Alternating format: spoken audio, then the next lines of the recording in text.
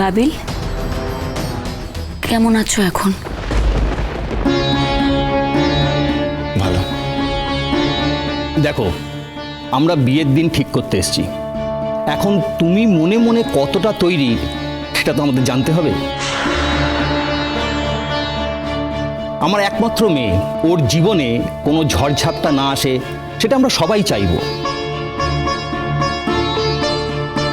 যা হয়েছে তোমাদের সম্মতিতেই হয়েছে, তোমরা সম্মতি দিয়েছো বলেই হয়েছে, কেউ তো জোর করেনি।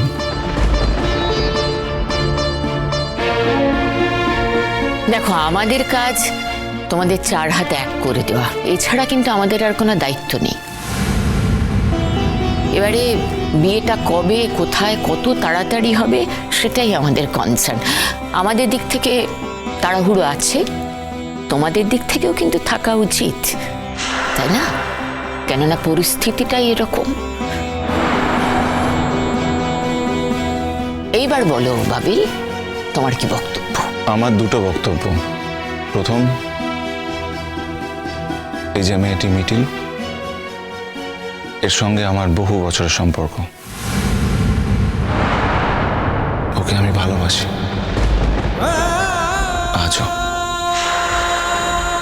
জানি আপনারা এরপর আমাকে এই প্রশ্নটা করতেই পারেন যে এরপরেও কোয়েলের সাথে আমার সম্পর্কটা হলো কি করে। আসলে কোয়েলের দিক থেকে অনেক হাতছানি ছিল। আমি ওকে বলেছিলাম, আমি ওকে বারবার বলেছিলাম যে আমার একটা সম্পর্ক আছে, কিন্তু ও সেটা অ্যাকসেপ্ট করতে চায়নি। আমারও দুর্বলতা ছিল, তা না হলে এত কিছু হতে পারত না। ও যেমন আমাকে ডেকেছে, এটাও ঠিক যে আমি ওর কাছে গেছি। ঠিক। আর সেই এক রাতের দুর্ঘটনার জন্য আজকে কোয়েলের এই পরিস্থিতি, সেটা অস্বীকার করার কোনো জায়গা নেই। তার দায় আমাকে নিতেই হবে। কিন্তু আর একটা বিষয় আমি আপনাদের পরিষ্কার করে বলতে চাই,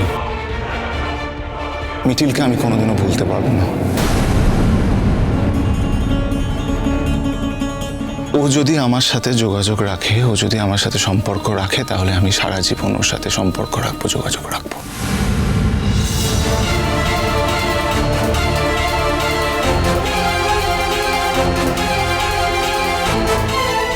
আপনারা চিন্তা করবেন না, বাবিলের পরিবারের সঙ্গে আমার যোগাযোগ থাকবে, কিন্তু বাবিলের সঙ্গে আমার কোনো যোগাযোগ থাকবে না।